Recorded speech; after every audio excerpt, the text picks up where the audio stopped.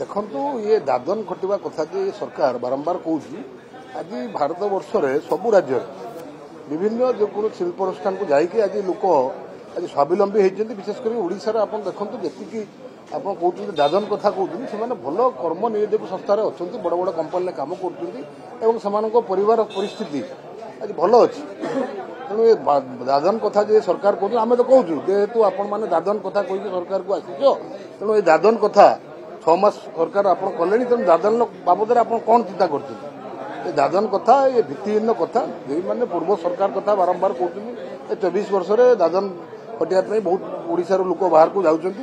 दादन है आपंकर जो व्यक्ति मैंने जाकि बाहर कम कर परिवार स्वावलम्बी होती आज आप देखो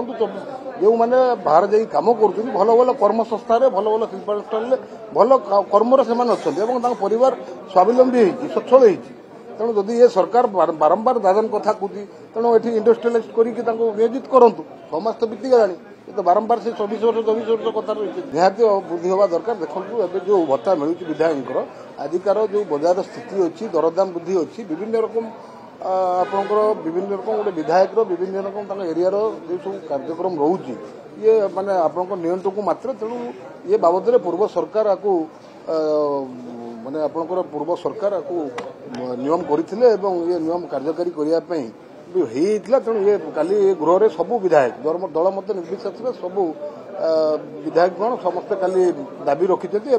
आम आशा रखुचु सरकार निश्चित भाव में ये दाबी निश्चित भाव में ग्रहण करेंगे।